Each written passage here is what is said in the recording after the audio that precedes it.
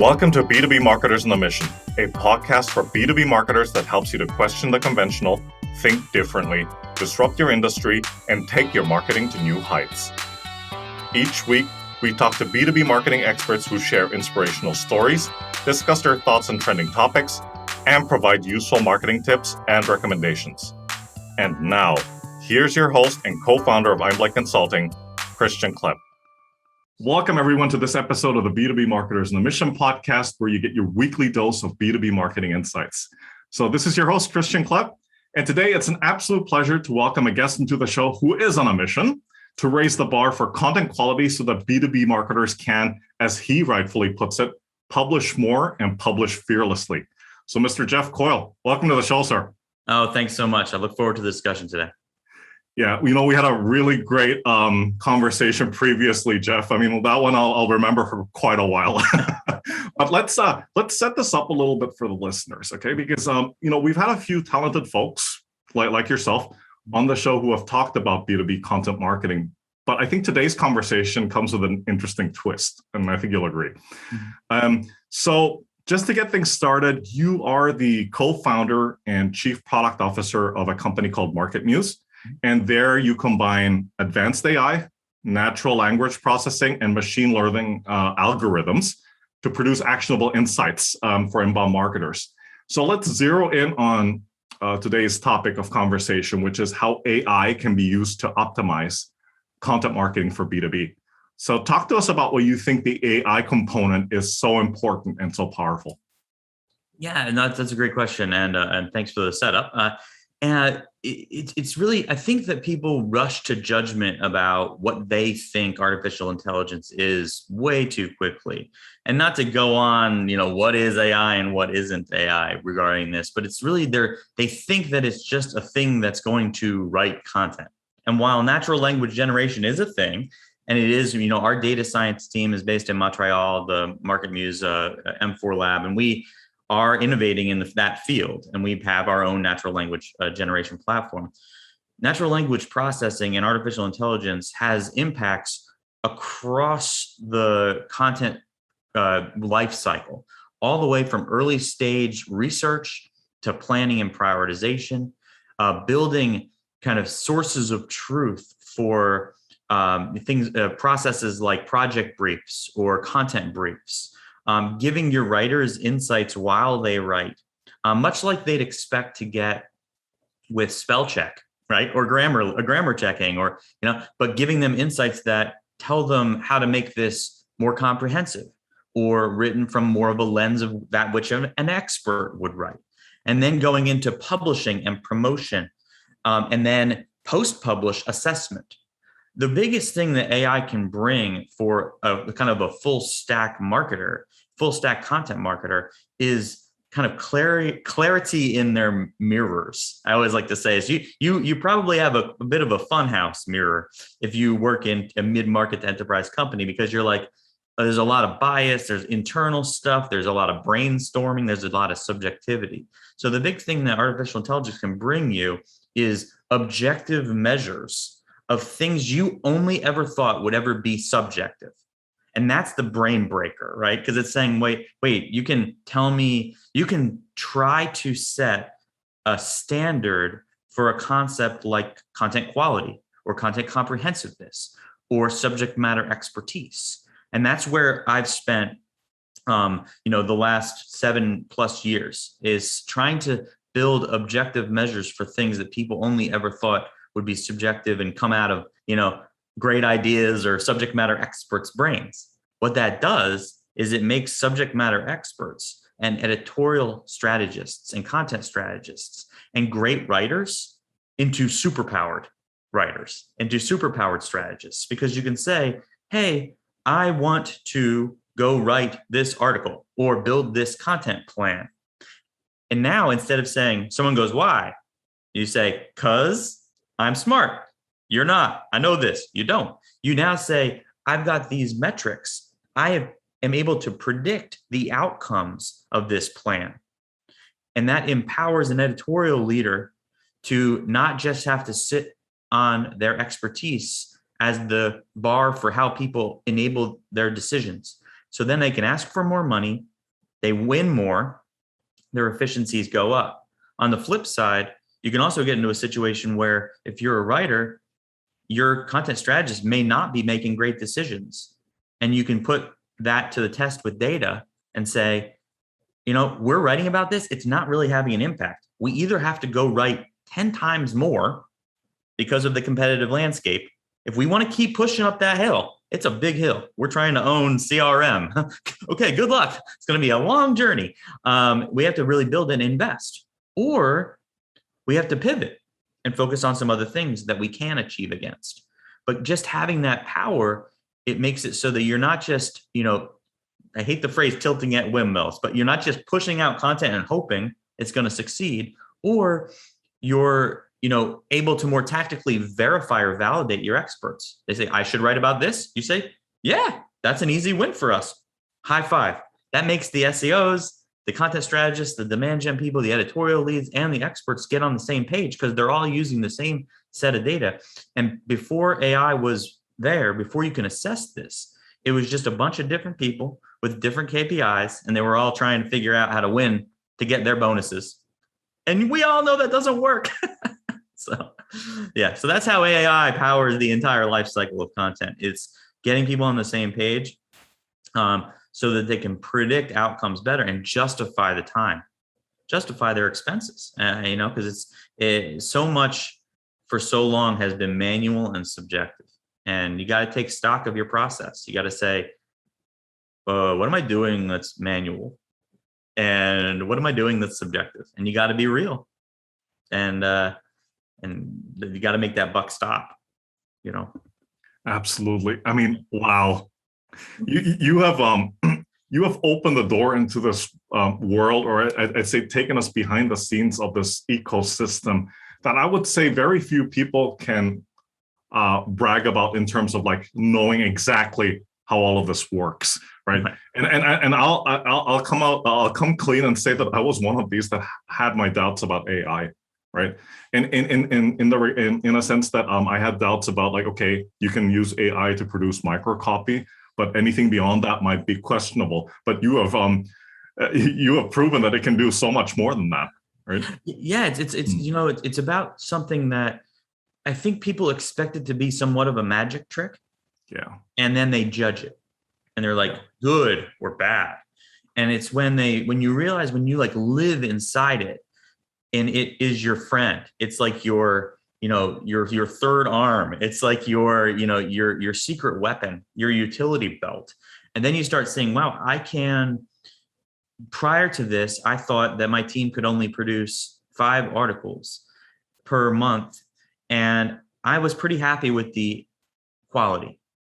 See, those are subjective thoughts. But now I know we can publish 8 articles per month, and I can quantify the quality and comprehensiveness of each page, and I could predict how successful they're going to be. So now I feel better. Everybody feels like they're being respected and appreciated more, and we're getting higher efficiency rates on content. So let's say we were publishing 5 before and only 1 was successful each month. We're batting 20%. By the way, that's higher than the average. The average is about 10%, as sad and sick as that is. And we push ourselves up to 8. And now, even if we stayed at 25%, let's just say, we've doubled the efficiency of our team. Okay. Now let's say we bring that up to 50% efficiency.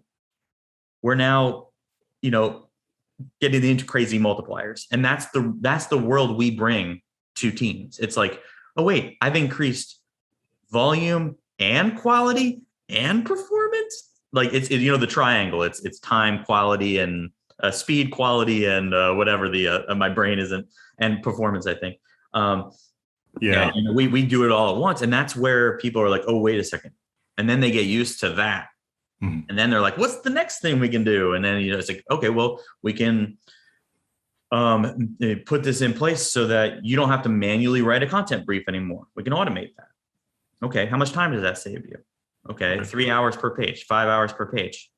What are you going to do with that 5 hours? Right? Then it starts. Oh wait, you're just revving up every piece of my team, and by making less mistakes, by writing less content that doesn't perform, That's stage one. Stage two is speeding up processes. And then when you keep doing that, everybody's just like feels like they're all on the same page versus, like I'm really good at my job. I'm going to do that. And then I'm going to do that again and do that again and hope everybody else figures it out. It's just not, they're not in concert. And unfortunately, most mid-market to enterprise publishing orgs, B2B, B2C, e-commerce. I got an email this morning that said, but Jeff, I'm not allowed to touch those two parts of the site. Right. And I'm like, we can work around that, but why should we have to work around that? You're a $1 billion company. And that's really the types of things that we look to, examine, try to understand. And we have, I have ways of talking to somebody to make them realize that all boats rise. You're one org. And if one team feels like their KPI is more important than the others, you got a problem. You really have a problem. It's going to come out. It's going to come out in weird ways or ugly ways, So. Oh yeah. You brought up that bad word. It starts with an S. We're going to talk about that later on, though. But you know what, Jeff, you've been in this space for a bit. So and you talked about it, in the past couple of minutes. But I would imagine you've seen it all. So just off the top of your head, talk about like 3 mistakes or misconceptions that people have when it comes to AI and B2B content marketing, and what you think can be done to address those. Sure. 3 mistakes. I can come up with about 300. We should write a book about 3,000 maybe. 3,000 mistakes that can happen. One is the one most common that I see now, and this is much more for advanced teams or teams that have actually hired in specialization, but I think everybody can relate to it. It's the belief that content should only be measured at the page level, when it should be measured at the page level, but only in tandem with being measured at the group level or the site section or site level. Because the biggest mistake we see is where people think that they're writing one page for example, one topic or one word, and they should only write one page, when they really need an entire infrastructure that covers the entire learning journey or buyer journey, from early stage awareness, consideration, purchase, whatever, care, consider, choose, whatever but also post-purchase and troubleshooting. And then you need content on that topic for your existing customers, or champion development, I like to call it. And so when you're measuring content only at the page level, you can miss the forest for the trees. Like you're saying, okay, my highest trafficked page is my early stage awareness content, but it doesn't generate any leads. Like, yeah, it's not supposed to generate any leads, right? You may grab some subscriptions, but you're not going to sell someone that day on a $100,000 software product on the what is CRM page, right? They're part of the journey and you're there to help them, but you need the content at the other parts of that journey. And if you're measuring each one of those at the same scale, if you're measuring the support structure the same way that you measure, the lead, and you're not differentiating those, or you're not seeing the fact that all those things together contribute to your authority, which moves as a mass so that you can own these tougher topics. But like, imagine the flip side. And this is where the mistake, I show people the mistake, is to say, do you deserve to perform for that topic? Let's say I use CRM a lot because it's easy. Everybody knows what it is. Let's say, do you deserve to be getting traffic to the page for just the word CRM if in your entire website you only had one page on CRM? That makes absolutely no sense. So why measure it that way? Why measure it only on the one page level? And that's a big mistake. The second mistake that I see people do is believe that they can make it all work by just tuning up technical debt or technical search engine optimization best practices, that is going to solve all their problems. And they don't then have to focus on internal linking or the structure, the UX of their information architecture of their site, and then the content and how it's presented. But the reality is that, yes, technical SEO is very, very important. These are things like site speed. These are things like, first paint, which means like how quickly do you actually start painting stuff that people can see. These are structural problems, redirection, migration management. All that stuff is excruciatingly important. I've spent my big part of my life tuning, my skills in that. But they are the way to get invitations to the party. That's it. And they don't get you in the party, and they don't let you have a good time at the party, right? That's where the content and that's where the integration occurs. And so that's a big mistake. People think like, oh, I'm going to make my site fast, and then it's going to free me from all of my sins. Okay, so that's number 2. By the way, I'm just coming up with these right now, and they're really good. Number 3 is my other favorite one, is copying one's idols. Biggest mistake in B2B. I've left it for the end. I might have said the first one was the biggest mistake, but this one's also the biggest mistake in the world of multiple superlatives. So if you are in e-commerce and you copy the content or the strategy of Amazon or Walmart, you're in big trouble. The world of enterprise search engine optimization, they play on a different game. They play 4D chess on a board you've never seen, not even that weird 4D chessboard that you've seen. Like they play on a game, they play a game that you can't even imagine the rules. This goes for publishers. This goes for e-commerce. This goes for the big B2B aggregators. They're playing a game that is completely different. So unless you know that game, don't copy their stuff and don't copy their strategies. And that's where we see the mid-market B2B tech, certainly. A lot of them want to copy the stalwarts in the space. They think that they can do that, or they're mixing up and analyzing search results to look at content, and basically making the correlation assumption that if they look at the top 3 ranking pages and smush them together and write a page there, that it's going to be successful. Absolutely not the case. It's a false correlation. Sometimes it works, sometimes it doesn't. It feels really good for a period of time, but a lot of those sites then crash over time because they're not founded on true content strategy and they're not founded on a real infrastructure. It's something that people can't maintain, and then they'll make a mistake. And when you make one mistake in that space, it can just shatter the entire brand. Examples of that would be trying to copy G2 Crowd in B2B and what they're doing, trying to copy a publisher, let's say a Red Ventures, a CBS, a Viacom CBS,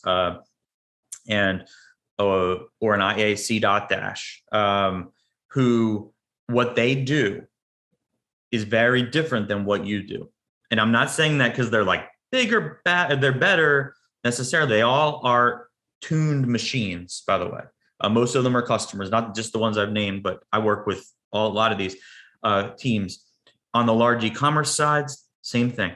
You try to copy them for one reason or another. They're doing things for really different reasons. It's not that I'm telling you they're big timing you or whatever. It's just sometimes they do stuff that's not right, but they get away with it. And you can't, and that's not fair. But it's true. Okay? So that's the thing that you've got to realize. Unless you get what I'm saying, don't copy your idols. It will lead to pain. It will lead to suffering. I've seen it so many times. So many times people come to me crying, sometimes literally, sometimes, figuratively. And they'll say, I listened to what this training course told me. I copied top end results. I did what G2 is a great example. I did what I tried to do what G2 was doing. We had this early spike. Everybody was excited and it came crashing down. Or I listened to this, I like to call them touts, but tout is a word from the gambling industry. Go check it out. They're the ones that say, hey, bet on the Buccaneers tonight. It's my #1 bet of the week. Right? So they listen to people like that, right? They listen to them. And what I always tell them is like, what sites do they represent? What happens if the sites they represent that aren't their own name, their personal brand, what happens if those crash? They go buy new websites and they start over, right? That's what an affiliate can do. Good for you, affiliate marketers. You can do that. You got that luxury. But if you work for a brand, a big brand, you don't have the luxury of crashing and dying. Like, you can't just pick, you got to be tight with your strategy. You got to be tight with your risk management. You can't afford like death. You're supporting a company. So if you take a risk that an affiliate marketer would, if you work for Brightex, I have 2 small children, so a lot of my references often are baby products or food or Pokemon, so if you work for Brightex, it's a stroller and baby goods company, high-end premium products, right? If you work for that company, right, and you do something that makes that thing crash, the company is in trouble. You're in deep trouble. If you work for an affiliate site, babystrollers.compare.com, right, you can get aggressive, because if that crashes, then you go buy comparebabystrollers.com and try again. If you're the guy in the B2B chair having to build that brand, you can't afford to take those risks. You can't afford to take the advice of the touts. And that's the biggest issue in SEO right now. People who learn from touts. Yeah, absolutely. Absolutely. No, I was just thinking about like, especially that third point, that last point you made. It reminded me of a conversation I had with another gentleman who was on the show. And he talked about, he's doing B2B podcasting, like he produces them. And he said he had clients come to him, or one client rather, that said, we want to have something that's funny and viral, like the Dollar Shave Club. To which he said, good luck. Right? Virality is tough. Virality is a science. Well, first of all, the fact that somebody says, I want you to make me a viral video. I love it. No, I love it. It's a science for product management. It's a science for user experience. It's a science for social media. To get one winner, you have to think that through at such a level. And even then, you can only do so much with your enablement. You can hurt. It's a lot like technical SEO. You can make it so that it's hard to go viral, but you can only get it the invite, and then it has to become something. There's a thing called the Z coefficient in virality, and it's easier to figure out when it's bits and bytes and user experience and product management. And it's super hard to figure out when it involves real people in I think it's called an advocacy or promotional enablement situation. And that's what people have to do for a viral video.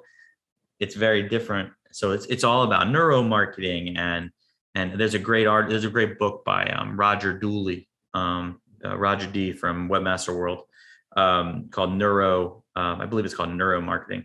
And he gets into some of the science of this. That's really, really cool. So, yeah. Yeah, absolutely. Jeff, I'd like to jam a little bit further on something that you brought up in a previous conversation. I'm going to try to quote you as best as I can, but you said something, to the effect of AI can be used. And I'm going to say that bad word that I was talking about. AI can be used to break silos and be a great unifier in large B2B organizations, especially when it comes to content and communication. So could you elaborate on that a little bit, please? Yeah, so I touched on a little bit, but to go a little bit deeper, the first step that I always challenge people is don't just start using software, which is weird for a person selling software. As I'm my new role, I'm actually the chief strategy officer. So I'm looking at the horizon scanning of our market and launching new products that haven't existed yet. So we have a big data product that's relaunching, the largest keyword database on the planet, coming out soon. It's very exciting.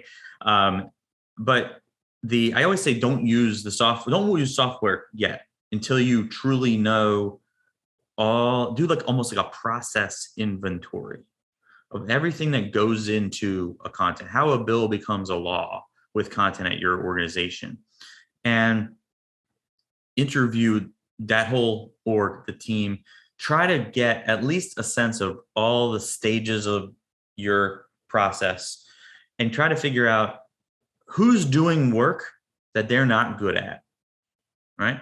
Who's spending time doing things that there are people on this planet who are better at it, and it's not part of their job description, technically, right?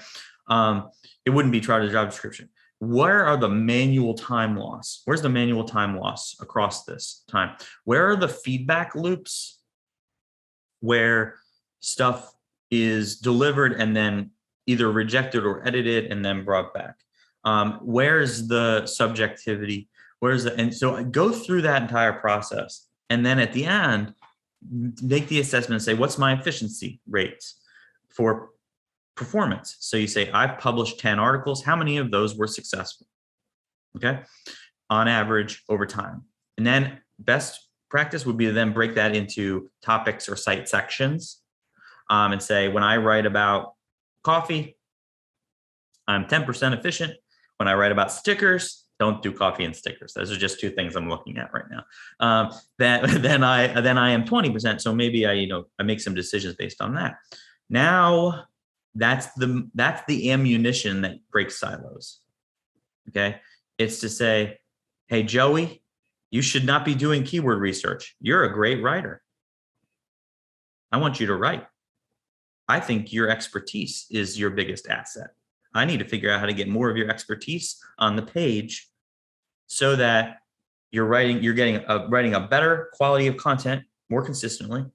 You're not wasting time fighting with the CMS. You're not wasting time doing SEO analysis, which frankly won't be very good because Joey's an editorial lead. Why would it be good? Why would we expect someone that writes to be really good at SEO? Why would we expect somebody, it's like expecting somebody who is a painter to be able to chemically make paint.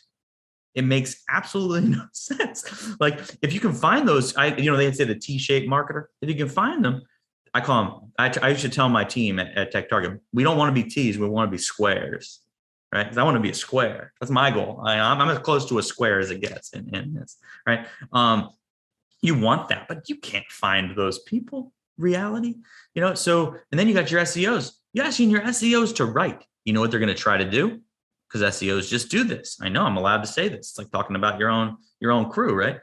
They try to cut corners. They try to trick things. They try to do it as quickly as possible. And guess what? The quality will be a mistake. So why would you ask your SEO to write? Why would you ask your writer to do SEO? Why would you ask your production lead that's focused on customer experience, reader experience, design, and imagery? Why would you ask them to do SEO? Right? Find those, right? Find the manual processes and find the cross-team mismatching that you expect this person to be the jack of all trades. There's the second part of the jack of all trades sentence. It's master of none. If you find the master of everything, hold on to that person. Give them great bear hugs. I've had a few of them in my career. They're typically all VPs of marketing or CMOs at amazing orgs right now. But hold on to them as long as you can. But that's not going to be the norm for you. So set that up and literally tell everybody the thing that you desire and dream to take off their plate. Don't take the thing off their plate they're good at. That makes no sense. Take the thing off their plate they're bad at, they hate. And guess what that does? Breaks silos. Yeah, those were some really excellent points. And that was a perfect segue into the next question, because it's talking about some ways that a fractured B2B marketing team can effectively, and again, this is quoting you, toxify the organization using an AI-powered approach. And it, at least from what you've been saying in the past couple of minutes, it strikes me as you and your organization are using AI and data to turn potential pushbacks, not so much politics, but like pushbacks and barriers into an advantage for your customers. Am I right to say that? Yeah, that's exactly right. It's also the way that, you hate to say it, but we're not tricking anybody. right? You're really trying to put the best package out there. It's like you're putting the best collection of information out there that tells the story that you understand your prospects and customers, especially in B2B. If I'm researching a topic, answering a question, dealing with a bug, dealing with troubleshooting, worried about something, and I'm just researching a general topic. If I'm the person whose content you're reading, right? No matter where it is in the funnel, first of all, I can't control you to stay only on my set of content. You might pop up G2, go to G2. I might head over to this publisher. I'm over here, then I'm back. But I want to be the most trusted reference, right? And so an artificial intelligence powered approach gets us to the realization that we can't control the entire buyer journey, but we desire to be a trusted source of content throughout that experience. So when our nurturing content, so that our appropriate stage content, so that our level of expertise appropriate content is consumed or shared, right? Because the buying team is sharing.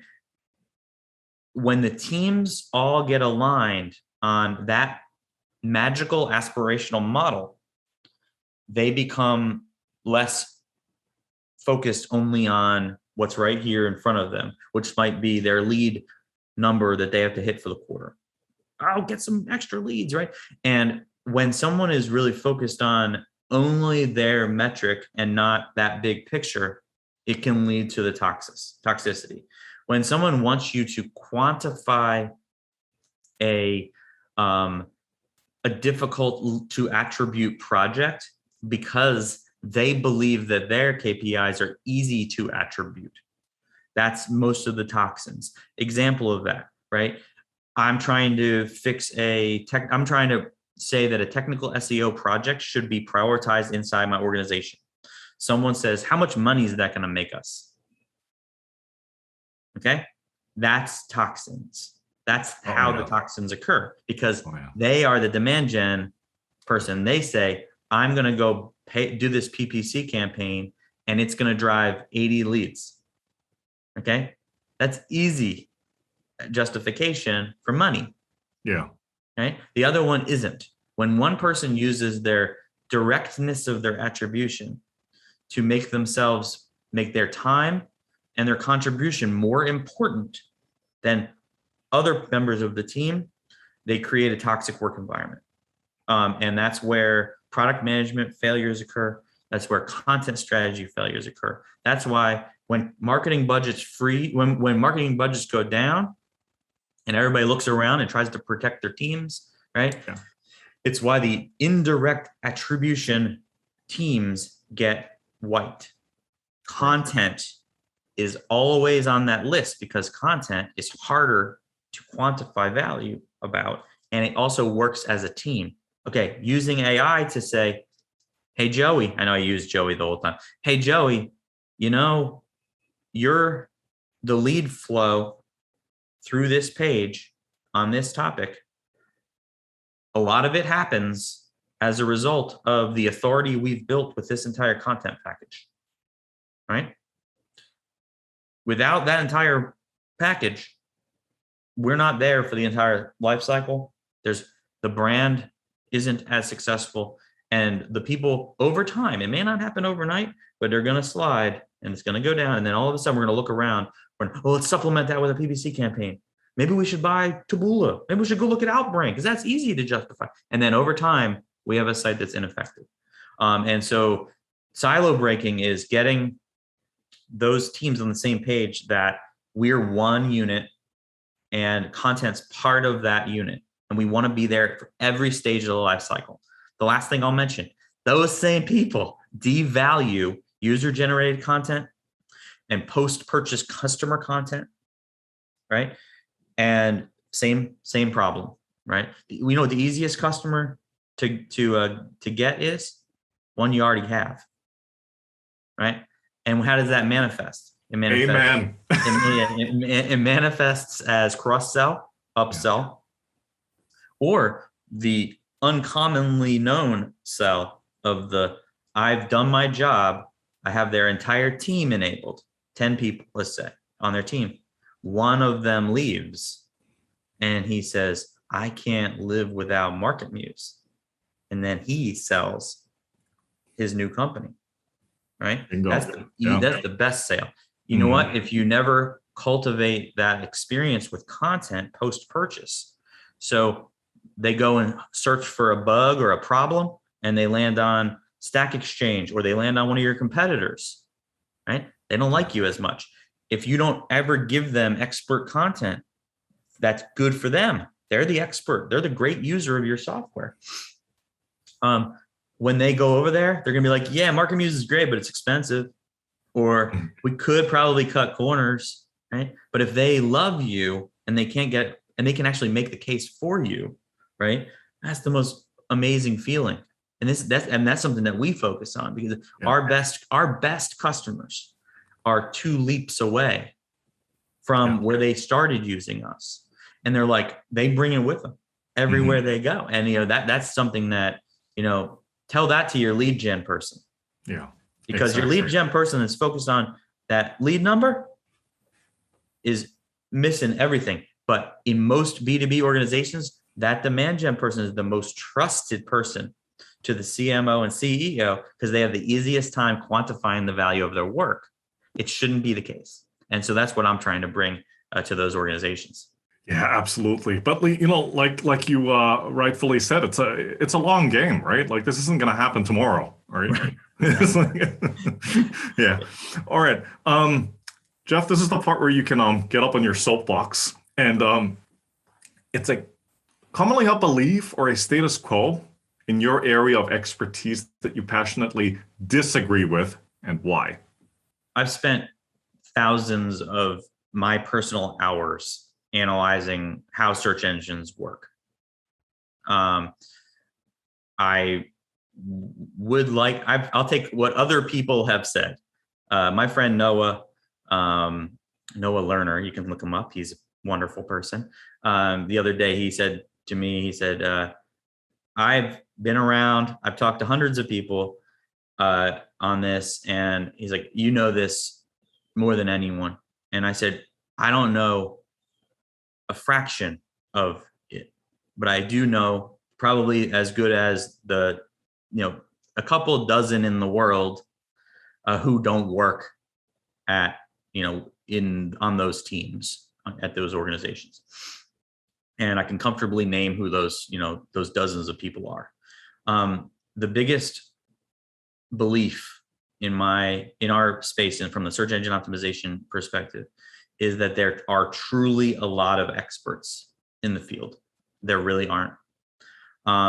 There's a very, very small number, and you don't have to be an expert about how everything works to be successful at this job. You can think critically and have good standards and guardrails for yourself, and focus on what you're good at and focus on that and be successful. I think a big belief is that you have to either think that you are the ultimate expert or not. I mean, I laugh because I have like 150 really, really cool examples of things that people say are true about search. And it's the debunker.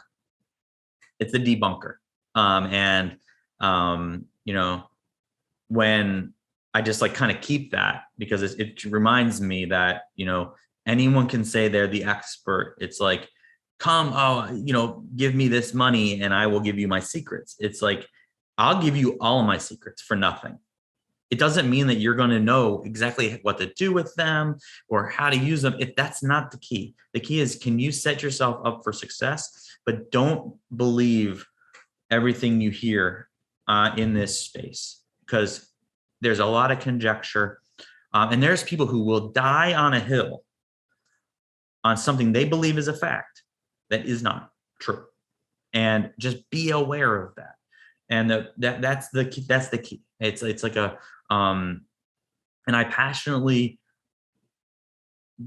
disagree with anyone who believes that they have it all figured out, because I certainly don't. I'm amazed at what I learn every day, every week, from my own research and through the research of my peers in this space. And even then, people will say, "Gosh, like the way you think about that, like 5 years from now, if you hadn't told me that, I wouldn't have never thought about it that way." Like I was talking to somebody about query enrichment, which is, will you type a word in, and how does a search engine, what are the different types of artificial intelligence and syntax processing, natural language processing, that are involved in getting to the thing that will actually be used to look up the result, and how quickly that works. And I was telling about how amazing it is, and how higher fidelity it is, and they're like, I'm like, you don't have to know this to do this job. And very few people know this that don't work in those specific fields. Even the people that work at that company that aren't on that team don't know this. Right? So just processing that and realizing that whole lot less experts than say that they are, and that's okay. It's really okay. Yeah, no, absolutely. And just to wrap it up, like, the advice that you would give people out there, what's the one thing that you would say people need to start and stop when it comes to AI and content marketing for B2B? First thing they need to start is a more consistent internal inventorying or auditing process. They need to start on trying to understand where they have strengths and weaknesses, and where they have gaps in authority. They need to stop trying to trick the search engines with their content. Anything they've got that's low quality, that punches above its weight, it might as well have a ticking time bomb on the top of it. But to stop trying to trick stuff. Anything you do that just feels yucky, stop. I mean, because it's not going to stay up forever. You may get away with it for a while. And those are kind of, the second part's going to be really hard. Mm-hmm. Especially if you're in an organization where somebody's like, we've gotten away with this for this long, why would we make life harder on ourselves? And it's like, because life's going to end up being made harder for you. Even if you're the best in the game, it's going to end up being made hard for you. And if go look at a publisher that's had a tumultuous history that you even believe is amazing, and go watch the waves. Imagine if you had to go through one of those waves at your org, what would happen? Like, put yourself in the shoes of having just taken a 60% traffic haircut on your site, and what you do. Get yourself. That's the case you make. Hey guys, I really think that we're paper lions right here. We are on top of a cracked foundation. You might have to be this change instigator internally, especially if you're in a big org, that we've rested on the laurels of a page for too long. This page gets 60% of our traffic. This page generates 80% of our leads. Oh my gosh. You should not feel good about that. No one in your org should feel good about that. They should not sleep. I'm working with a team. Their number one page, most dominant page, is 50% of their attributed revenue. This is $100 million B2B tech company. 50% of their leads attributed to one page. Okay. And they're like excited about that when they first talked to me. And then a few weeks later, I don't think any of them sleep. I'm not saying that I'm going to make you not be able to sleep at night, but be real about these situations. You know how risky that is? I mean, there's so many problems there. And that's where, that's the stop. Stop thinking that you're getting away with stuff, regardless of what it is. And those are a couple of great examples. Yeah, no, absolutely. And, the whole, back to your point about don't play this like algorithm game, as it were, right? Yeah, I've tried it. I've been there. Been doing this for 22 years. I've had every type of test site out there. And it's that the ones that last are the ones that really matter. Like, you might push, unless you're a super aggressive, what's the word? Hit and runner, Oh, yeah. if you're a hit and runner, cool. I mean, and that's, I know people that do it, and they make a very nice living. I couldn't do it. Yeah. I'm not a hit and runner. Yeah. I tend to call them strong believers in the theory of probability. Right? It's like, I'm going to do this until they kick me out. Then I'm going to put on a new face, and I'm going to go do it again. And then they're going to kick me out, and I'm going to put on a new face, and then they're going to kick me out. I don't have that. I don't have that bone in my body. No. And I frankly don't want to. Yeah. No, absolutely. Jeff, thank you so much for coming on and sharing. This session has been incredibly interesting, informative, and entertaining. So please do us the honor of telling us a little bit about yourself and how folks out there can get in touch with you. Sure. So, like I mentioned, co-founder, chief strategy officer for MarketMuse. I live in Jacksonville, Florida.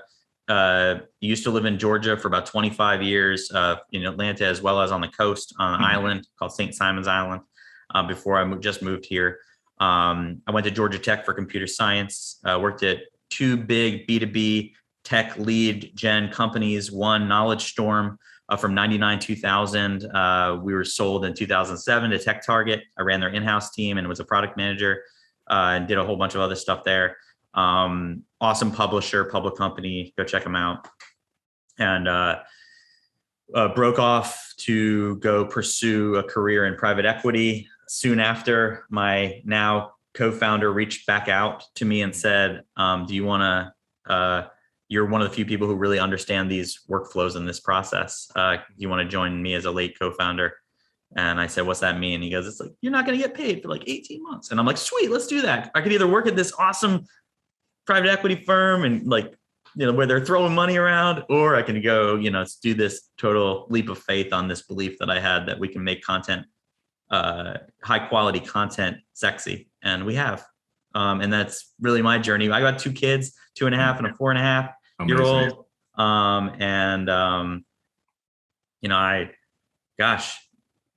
Jeffrey_Coyle on Twitter. And hit me up on LinkedIn. I answer everything. If you got a question, want me to check out a page.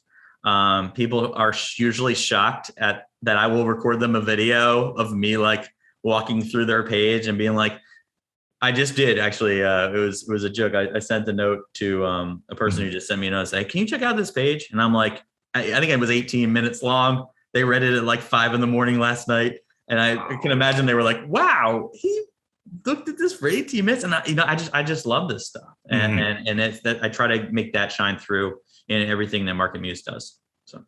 Amazing, and the rest is, as they say, is history, right? Because now you're here making a dent in the universe. I hope so. I hope that one day people believe that I want the bar for content quality to have risen so high that there's no market for crap. If I can rid the world of bad content, that would be great. Amazing, Jeff Coyle. It's been an absolute pleasure. So thanks for coming on. Take care. Stay safe and. Keep in touch. Cheers. Thanks so much for having me. It's been a pleasure. Thank you. Bye.